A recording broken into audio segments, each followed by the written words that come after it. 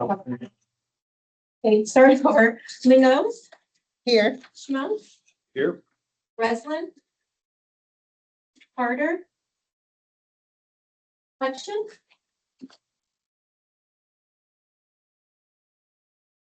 Hensley, Here. Johnston, Here. Keating, Here. Lovell, Here. Wetzler, Mulholland, Plummer, Here. Rue, Here. Jackson, Here. Settlemeyer, Here. Stout. We do have a quorum. Great, thank you so much. And is there any public participation? Sure, I do not see any. Okay, so we'll move on to, if everybody's had an opportunity to read the meeting minutes of our last March 12th meeting. Any questions?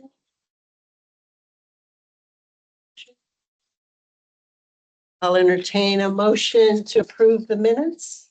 I'll move we approve the minutes. Okay, Howard, seconded by Lovell. Any further discussion? All in favor, say aye. Aye. Any opposed, same sign? Motion carried. So now the presentation of any of the budget changes. Shade in the packet. Yes, we can go ahead and pull that up. Heather, if you could share your screen and bring up that budget presentation. So I should share with the committee that on the agenda item, we have that budget presentation, but that budget presentation will also carry over into the budget discussion Q&A. We can have that wrapped up into the presentation as well. And then at the end, the consideration of approving the budget, which once the budget committee approved that, then it provides opportunity for the board to direct staff to hold a public hearing in preparation about the budget before the end of the fiscal year. So I guess we'll stand up and do my thing. Okay. It's join you, I suppose. Yes. There you go. Putting this up again. We're not quite as rehearsed this time around as we were last time. Sure so we are. Bear with us. So for today's agenda, as I mentioned, we have a couple of things that we want to go through in this presentation. The first is just the budget committee Q&A. So Director Johnston sent a couple questions out, which we responded a couple of weeks ago with that, but we just want to talk through it here in the public forum. So that way the public has the opportunity to hear those questions, hear responses, and we can engage in dialogue with that as well. There were some revisions from the first version of the budget that we talked about last month to the version that we have here that we sent out. So we just want to walk through those kind of line by line with everybody and then consider a motion to approve budgets. So the first item on the docket is that Q&A on the budget from last year's meeting. So the first question is related to our PERS expense growth. So this is on page 19 of the budget book, the information that Director Johnston was looking at here and asking this question. And so essentially he was wanting to understand the increase in our PERS expense from fiscal year 24 to fiscal year 27. Want to note that in our budget updates, that fiscal year 27 is actually 248,000 versus the 252 that was in the first version of the budget presented to you. So maybe Christina, if you, as a more kind of technical perspective here, can dive into. So there's several answers that are leading to the rapid, what looks like a rapid growth. From 24, in 24, we that was our first full year in PERS, and at that time we had a lower employer contribution rate. We also didn't have anyone on staff in the tier 1, tier 2 category, which is an even higher rate. We allowed employees that were close to retirement and already vested in our old retirement plan to choose whether they wanted to be grandfathered in and just stay with the old Voya plan, or if they wanted to transition to PERS. We have not allowed any new employees to continue to enroll in our old plan, but if they were already vested and going well there and about to retire, they were allowed to stay. So back in 24, that was 5 employees that were with Voya. meaning only 14 were living with PERS, and that's these numbers up here. So over time, those employees have either left or retired, what have you. We only have one employee left in Boya. And so the other 18 FTE presumably will be in PERS. So we have 2 open positions right now, but when you're looking at the budget, it would be 18 out of the 19 will be in PERS. Now, we also have one employee at the tier 1, tier 2.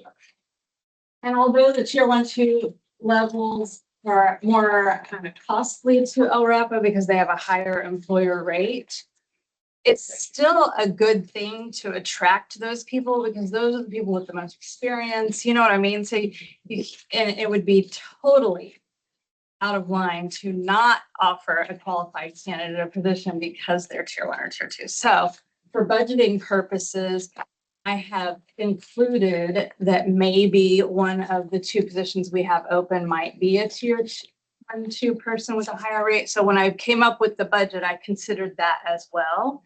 And that's why there's such a jump from 24 to 27. We are also at a little bit higher rate than we were back in 24 for serve. The most expensive of the 2. So what questions do you have about that? Yes. Just maybe this is a silly question, but just what like is the criteria that determines whether an employee qualifies for the tier 1 or tier 2? It's actually they don't necessarily qualify for it. If you're new to PERS, everybody's OPSERP if you've never been in PERS. But the old PERS formulary of how they calculated the pension amounts and all of that has been retired, but some people are grandfathered in. Yeah, got it. And so if someone has been with PERS for many years, they highly likely are tier 1, tier 2, just because when they entered, that was the realm of existence. And no one is entering it now, but if they were already there, they remain there through. And so that would just basically be like any government employee that's transferring from another agency to LRAPA. Yeah, you do have to be an Oregon government employee, public sector employee in order to be part of PERS. And not all government agencies participate in PERS. As you all know, we didn't used to. So sometimes you might get someone from a small government agency that they didn't participate in PERS, so they would be new to PERS, even if they have a lot of experience. So that's very helpful. Thank you. Yes.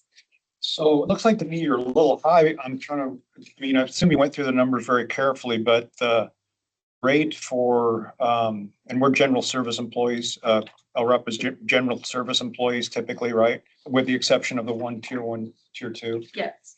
So the rate I'm seeing for projected July 25 is 12.5%. Correct. You're using about a 16, right? Tell me what you mean by 16. Or 16% of payroll. Yeah, that's our assumption that we're using. Oh, because that's what it averages out to. Remember, okay, so for 27 on page 2 of the staff report, which is page 7 in the kit for the budget committee, you can see a little bit more information in a chart at the top of page 7. And it shows that the current year we're in, 26, our employer match rate is 12.57. Mm-hmm. And then in 27, it's 14.57. And then the tier 1, tier 2 will be 20.27 is what we're assuming, because we don't really know. They haven't published the rate for fiscal year 27 yet. It's proposed at 6. You're saying it's proposed at 16, and I'm looking at, sorry. The 16 is the average total PERS expense rate. I took the 1457 plus the 2027 and divided it by 2, and that's what that comes up with, right? I don't know, somebody check my math, but That's the average Well, between the yeah, two. I guess I don't have any problem with over budgeting on that. It's just saying, I think that's, you're overestimating. I think that's good. I am, because I don't want us to run into needing to do a supplemental budget for something like a standard retirement expense. But hopefully we do come in lower than what we're budgeting this year, the current year that we're in, we're coming in lower. So hopefully we will again, but It will. And if I could also say, I'd like you to take another look at your point that hiring tier 1, tier 2 folks is not a huge problem. It's the rates are hidden. I mean, that one person is a huge expense to LRAPA. I just meant we shouldn't base our hiring practices on how much it's going to cost us to hire that person. Well, you do that every day. I mean, you don't hire somebody for more than what you can get them for. And so I'm just saying, you take a closer look at what that portion is. PERS is hiding what that tier 1, tier 2 rate is by using the total payroll, folks in the general services. So I just think we ought to avoid people tier 1, tier 2. So that's all my point is. I just want to make sure that we're not being discriminatory towards anyone. for any Well, reason. first meeting everybody alive, so I think it's important to be discriminatory. So Well, luckily, I don't have to make those decisions because we have Rochelle, who's our HR realm of things. And so as far as I know, we don't even ask people during their interview, are you in PERS, that kind of stuff. It seems like that might not be appropriate, but I think I just plugged in and then got a help from how Brian that, oh, there's Paul.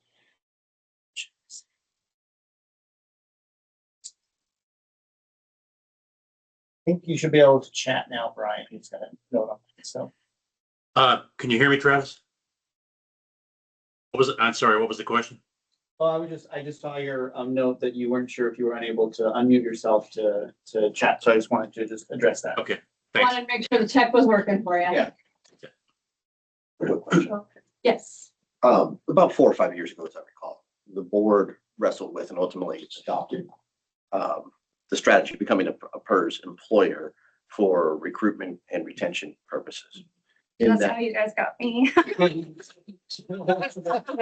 you're answering my question. Thank you. Never mind. Have you seen that play out as a recruitment and retention tool? And I'll do let you Travis- predict that will continue to play out the way we've seen? I would say that, yes, I think that there's a lot of value in being a PERS employer. I recognize kind of what Steve is saying in terms of like, we need to be cautious of how much of an expense that we're, taking on by being a PERS employer. But of our last, as I think out loud, the last like 4 hires that we have made at the organization, 3 of them have been PERS connections, to where I think that if we were not a PERS employer, we would not have had that interest or people saying, hey, I'm a public service employee. I know what administrative items look like. I could go to LRAPA, but then I lose this retirement benefit. I think that excludes a lot of people looking at us as a beneficial employer.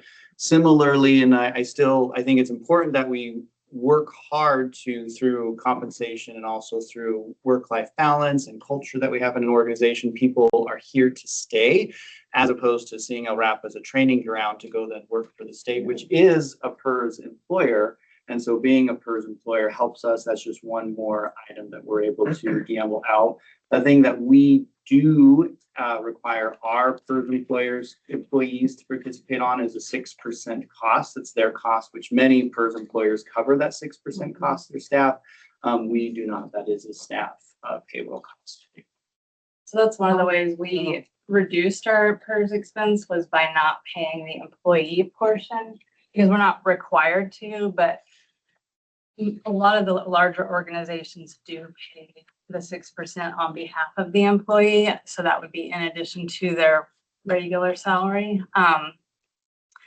So we're still not as competitive as some other organizations within PERS, but we're so much closer than we were before, so.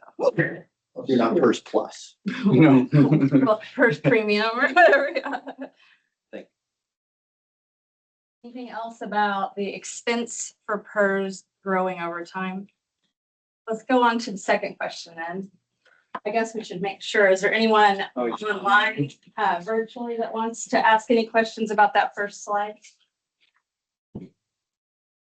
Okay.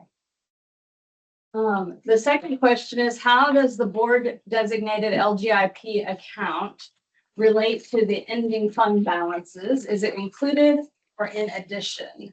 And on the page 27, it's not the little red note on the, or red mark on it. It's actually of the proposed budget. It's the page 27. So Let me see if I can tell you where that is. improvement is, if we're put a lot of page numbers on our pages, we should be clear on which page number we're pointing to. But yeah, 36. Thank you. You beat me to it. Yeah, 30. So the board designated LGIP account balance is included in the reserves amounts. When you're looking at page, what is it, 36? Is that what you said of the budget? A red number. 36. Yeah, red number 36.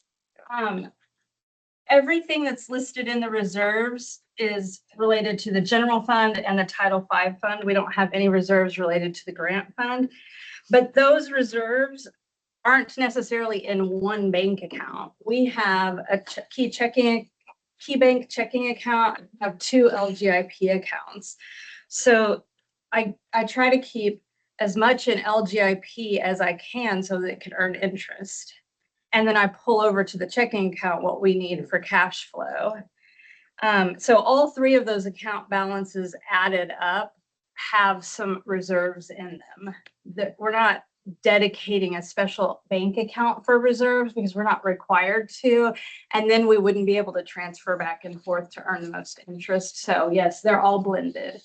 But we did create the LGIP account that is board designated in this past year because we wanted, there was some interest in setting aside some funds for the PERS UAL liability that we will incur over time. Rather than creating a side account at PERS, we wanted to be able to keep our eyes and hands on that money in our own interest-bearing account rather than handing it over to PERS. But as those expenses actually materialize, that's when we will consider it in the budget in that future year as an expense for an appropriated amount. But for now, we're just saying this is money that the board has designated for the UAL for PERS, and we're just keeping it there. It's earning interest. And I presume that we will continue to add to it each year with a deposit into it from the other LGIP account. The number that we used was the 375,000, because at that time in the most recent audited financials, that was what was listed as our impending amounts over the next 5 years. And so when it's time to evaluate, do we need to make another deposit, we will use the figures that are released, that were entered in our fiscal year 25 audit.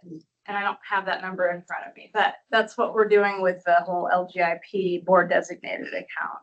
and our standard practice that we just talked about with the board last year is in September. That'll be a standard agenda item where we look at these numbers and talk about what's in it and what we want to do or grow or whatever the case may be. That'll be a board decision at that time. Any questions about this slide and this question?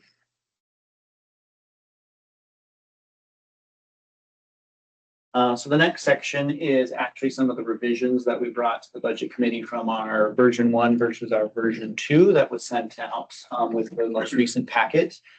So the first item here is some fund naming and historical figure adjustments. These are not as financially, I think, impactful, but one of the items we did change, kind of following some of the conversation yesterday, is changing special revenue fund to just be our Title V fund and that name change. I think the best practice, as I was understanding, we were looking into how to make this, is to one, have this conversation with the budget committee, so that way they understand that this is a change, and then have the board pass a resolution. So in a board meeting this afternoon following this, that is one of the resolutions that'll be up to the board to consider for today. So if that is agreeable to the board, then moving forward, we will just call it the Title V fund. But for this version, we have the Title V fund and then in parentheses, the special revenue fund. And then another change was we had some historical figures that were reconciled. We had our consolidated schedule is corrected to now reflect audited tools. And so that adjusts some of the baseline projections in the 3-year forecast. So that's another item in some of the versions. And too. it's just the beginning fund balances. I realized that I was using the estimated beginning fund balances from when the budget was created instead of the audited numbers on the beginning balances. And so I updated that. You're always kind of best case guessing it when you're doing the budget committee meeting because you haven't finished the prior year yet. I realized that and I fixed those beginning fund balances across. So it did impact the ending fund balances at the end of 27 pretty significantly. So In another a positive way. yes, which pleased for that. This has actually starts to tap into a little bit of some revenue items for ourselves. So we have a correction to our Title V fee revenue. In our methodology for putting that together, we were taking a 3% increase and we were adding that as an additive as opposed to using it as a multiplier. And so recognizing that methodology correction, the outcome is a reduction in revenue for fiscal year 27 from 885,000, which was in the first version, to now 868,000. And this is reflected on page 22, not the red one, but the page of on the board or the budget. So it's good to note, Joe, it's a reduction from version 1. Yeah. It's not a reduction from this year. See, just to answer that question, because it just popped into my head. This year we budgeted 860 and in 27 we're budgeting 868. So it's not a reduction from year to year. It's just a reduction from what we have initially estimated on version 1. So this second revision, this is an increase in costs or expenditures. Recently, since the last time we met, we have connected in a contract with the developer to work on our LINFO, which is our LRAPA info, our internal database program. We have some bug fixes we need to do. We have some user interface updates we want to do. We have enforcement, which is currently kind of disconnected fully from our database. Bringing that enforcement work into the database is a scope of work under this contract that we've established. But this will bleed into or move into the next fiscal year, I should say. And so to account for that contract, we wanted to adjust the expenditures here. So the version we brought to the budget committee last month was $100,000 in contract services, but we have upped that by 30,000 to 130,000 to account for that contract work going into the next fiscal year. And there's also the 2 positions that were reclassified. Look, Yes. predicted the next slide. So as Just following. yes, as Christine and I sat down and we're like, okay, we need to adjust this correction to our methodology for Title V, also recognizing that when we have a need for expenditures to go up into contract services, we needed to assure that we were meeting policy with our 4 months of reserve. And so the way to assure that this is something that we are still within that policy, the vacant positions that we do have, the 2 of them in the first version we brought to you, they were slated at a range 18, which is kind of the y-axis on the pay scale as opposed to the x-axis. And so moving those down in range to 16 was the way that we were able to account for this investment, which is essentially investment into a contract services for a developer, as opposed to an investment into that same individual kind of through payroll personnel services is how, in my mind, that kind of balances out. I realized just moments before this meeting that when we were developing this, we forgot about revision 5, which is a positive thing. So we talked about the reduction in revenue for Title V, but we also, since the last budget committee meeting, were informed that we would be getting a new grant through DEQ. Yes. And so we have added $20,000 to the revenue budget on the general fund from DEQ. I just have it labeled as a DEQ special grant because we haven't been told the exact title of the grant yet, but It's the IGA will be coming to us very soon. And it will be in place by the time fiscal year 27 begins. So we added $20,000 of revenue also. Yes, it's a 2-year grant cycle. IJ is not signed yet, but I feel pretty confident that DEQ will provide this. And the focus of that scope of work is on our support with rivers to ridges and other prescribed burning opportunities across the. So DEQ is interested in how we can continue to use fire as an accessible tool in forest management, but managing that smoke. They've been working pilot projects with Forest Service over in Bend. And so what we have going on kind of locally, not on the scale of prescribed burning they're doing over in Central Oregon, much smaller, lots of scale, but still using that tool in that way. They were interested in supporting some of that work here. So that is an IGA that is to be signed here in the next month or so, and we'll be able to count for the next fiscal year. So this is just a overall kind of review of all of those changes we went through. Yes, noting the gap of that 20,000 increase in revenue. But broadly, this is a modest reduction in expenditures, and some of the adjustments actually ends up being stronger our reserves outlook. For example, the projected reserves for the next fiscal year is 6.5 months after these changes. That goes up to to 7.6 months.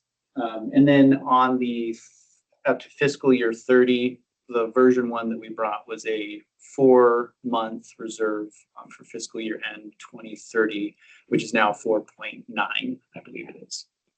So Are we heading for a projected reserve mark, or are we surpassed our minimum, or where are we at? Just our goal or our policy is to keep at least 4 months in reserves, but right now we're closer to 8. So, I mean, we're in good place right now, but over the course of the next several years, it is going to dwindle if we aren't able to find extra funding somewhere, which we're working on. So. Yes, I think our posture is in a opportunities for revenue we're interested in, but we do have reserves that is, we understand from the board is good to be at that healthy lean, not too lean, but also you don't want to have a need to lean yourself up a bit.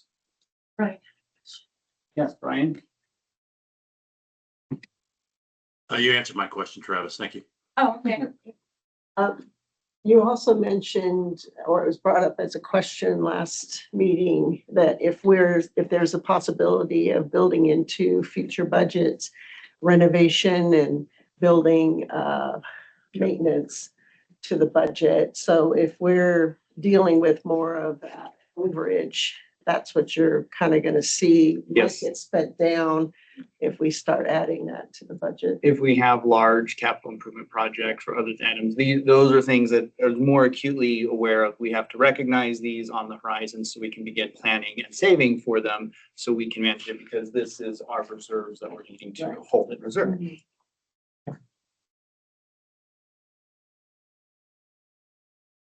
So yeah, so just general questions on that in terms of revisions that we brought to the committee today. I do want to point out that as you're looking through the budget book, if I changed, I didn't highlight everywhere I changed the Title V fund name, but if I changed anything in the paragraphs narrative section, I highlighted it in yellow.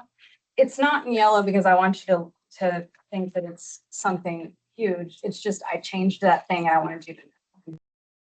And then if it's in one of the spreadsheet screenshots, if we changed it and it was for the better, I made it green. And if we changed it and it was for the worse, so that's why it is so Christmassy, as I was trying to let you see it at a glance, what is different versus last time and this time.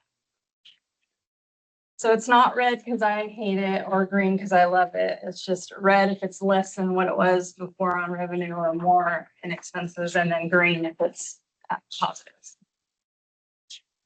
I appreciate it. Oh, good. That saved me having to reread and double check details. Yeah, I thought it would be helpful for me, so I was just assuming it would be helpful for everyone else. So. Yes, as we were making the changes, it was kind of, let's just make a mark for ourselves so we can be prepared to talk about it, and then we just left it. So I think, yes, so I guess we're essentially at the point for discussion and questions and review of all of our financial approach heading into the next fiscal year. And then once we are comfortable with that, I would be interested to see if the budget committee is at a place where they feel comfortable with proposing we approve the budget. Yes. So I'm looking on page 30, red number 37, page 28 of 37.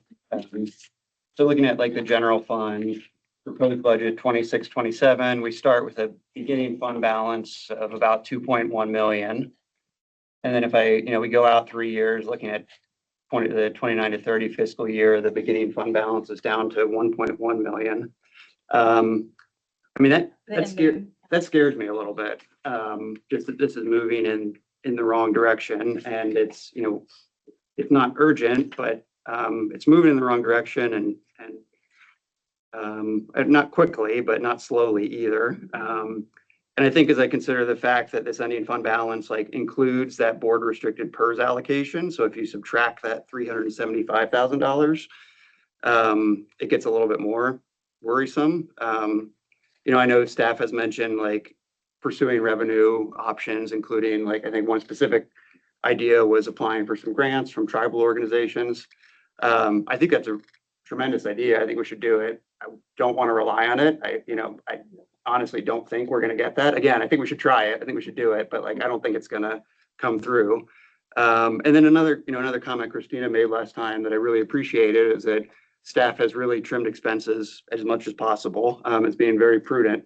I think it's incredible. It makes me more nervous though, because that means we picked the low hanging fruit, right? So this is like a longer term comment. I mean, I would be comfortable approving the budget today. I wonder if we could do it, like if this committee could recommend, I suppose, a non-binding recommendation to the board that at some point in the next few months, like we look long and hard at this and consider like, how are we going to turn this general fund balance around? Like, what are the options? From a strategic planning Yeah, from a perspective. strategic perspective. And like Howard mentioned another idea last time of maybe we could do some Title V work for the state of Oregon that they're overwhelmed on. I think there's like ideas, there's ways to do it. It's not urgent, like we've got a solid cushion, but if we kick this can too far down the road, we're gonna be in trouble. We're gonna hit a dead end at some point. Yeah, so that, I just want to write that, it concerns me a little bit, the medium term picture here. Appreciate that in the terms of, as I was just kind of said, the posturing we're in is kind of a revenue growth perspective. Yeah. I share your connection to what is probably the reality of there's philanthropic funding to government spaces, while maybe new and potentially a thing that's happened more than in the past, still, philanthropists are not necessarily looking to fund the government. They're looking to fund other types of work in general. So I hear that. And then that's also too where just strategically for me is when we pick the lowest hanging fruit, what's left in our expenses is kind of personnel services. Yeah. We don't have all of our FTE filled, and I think that it's important to kind of be accountable to that or recognize that. And then the only other places I see that is through if there's new contract work that we can somehow get into that we don't think hits into our mission or drift away from our mission. There's always, and this is a challenging place to go, but something that can be utilized, which is fee increases to the services that we provide to our permitted sources. And then another place, which is also hard to get to, is through our relationships we have with our municipalities and the county in terms of local partner support to our organization. I do think we bring a great value to the county. An example, our GDFs, our gasoline dispensing facilities, of which there's like 115 in Lane County, every 10 years it's a general permit. So we just say, here's the one permit and we just assign you to it because all gasoline stations should really be meeting all the same marks. Well, every 10 years that permit gets renewed and every GDF has to say to us, yes, we want to keep our permit, please apply us onto the new item. The state DEQ is going through this statewide, and then we are going through this countywide. And I want to recognize that DEQ is working and they have a huge scope in terms of the entire state, getting with every gasoline dispensing facility to get them through this changeover. But we were just meeting in our operations meeting this morning. Of the 115 or so, we have just 2 that we're waiting to get back. So they will be successful in continuing into this permit renewal, and they don't have any existential crisis that they'd have to endure with what's my permit? Am I permitted to keep this gasoline station operating? So I think for a benefit to Lane County, that's service that we're providing. And so where from either fees that we're incurring or partner support that we're getting and keeping our general fund whole, I think those are the levers that we have to look at. Yeah, I think there's time and there's options, but it should be something that We need some focus. yeah, yeah.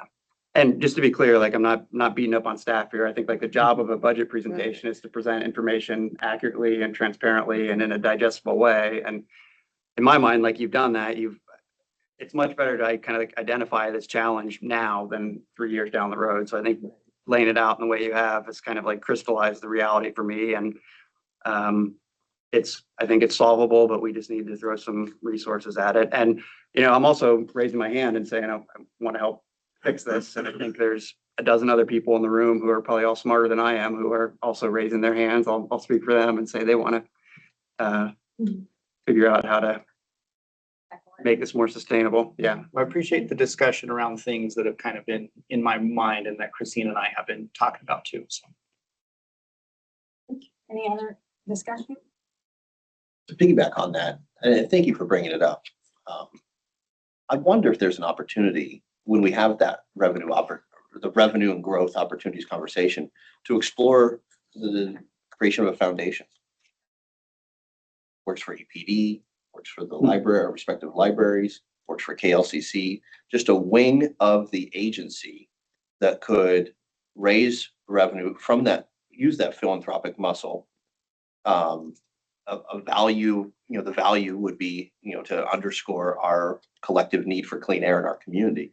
I wonder if there's a way to tap that potential or to raise revenue from even outside of our taxing base is what I'm getting at. That there might be folks who who want to make that investment, who are even outside the state, regionally or nationally or globally. Michael, thank you for bringing it up.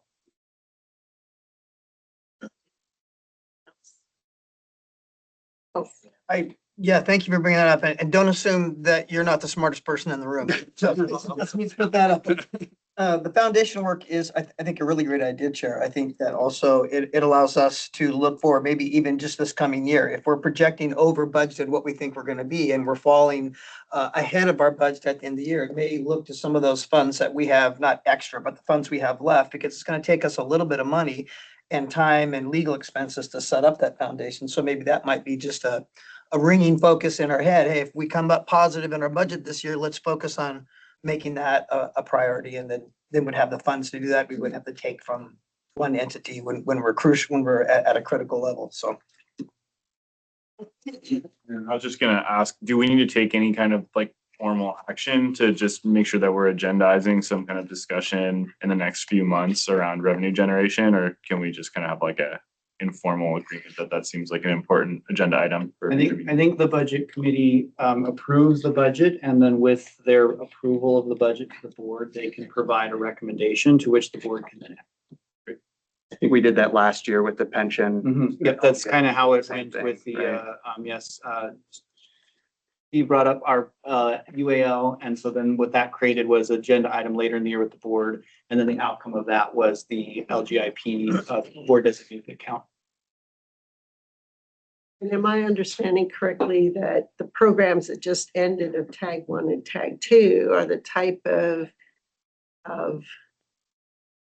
customer benefit opportunities where a foundation funded revenue could highlight, we went and we improved the air quality in a home and in a community. And so we have some of those type of philanthropy friendly projects in our history that we could maybe capitalize on. I think there's a lot of work that we do that if we were able to phrase it and present it in the right way to a philanthropic perspective, there'd be a lot of interest wanting to further that work more so. I think Oak Ridge is a great example. I think the quality of people's just lives that they live from what is an emissions through the wood stove to get into other aspects of intervention in a home, but holistically on the outside of the program, I do think the housing stock for many folks in Oak Ridge is quite a bit better because of this money. And so from a philanthropic perspective, I think that narrative lands. It's just a matter of the government kind of component to it that gives a little bit of a pause to that idea. Anyone else? Anyone online? Okay. Do we feel like we're ready to make a motion on the budget? Do you want to go back to the, on, Yes, on page 2 are the motion options of 1, 2, or 3, Yes. and with the potential of adding. Howard, go ahead. I move that the budget committee approves the proposed LRAPA FY 2006-07 proposed budget version 2 as presented and refer to the LRAPA Board of Directors for public hearing and adoption. So we have a motion from Howard and a second from Matt. Any further discussion? Okay, all in favor, say aye. Aye. Opposed, same sign. Okay, motion carried. Yay, we Thank you, accomplished. And we're ahead of schedule. We like that. Good news is the pizza's ahead of schedule. So okay, I will adjourn the No. meeting. Wait a minute. Go ahead. I think it's appropriate that the budget committee provide direction to the board on the Oh, topic that Michael brought up about looking at strategically how we're going to address the long-term problem of reduced fund balances. okay. So would you like someone to make a motion that we make a formal recommendation to the board? Okay. Yes. Would you like to? No, I think Michael. Yes, you brought it up. That this committee make a recommendation to the LRAPA board that at a future board meeting, an agenda item include a discussion of the projected general fund balance and options available to stabilize that general fund. Okay, seconded by. Any discussion on that? I think there was someone Motion. online. Did you say someone online? Brian, but Yeah, I was just gonna make the motion that just happens. Okay, thank you. All in favor, say aye. Aye. Opposed, same sign. All right, thank you. So we have the approval and we have the motion recommendation. Any other business we should take care of? Okay, meeting is. Thank you. Thank you. The budget committee members outside, if you'd like. Yeah, please. Money for everyone. There's more than what we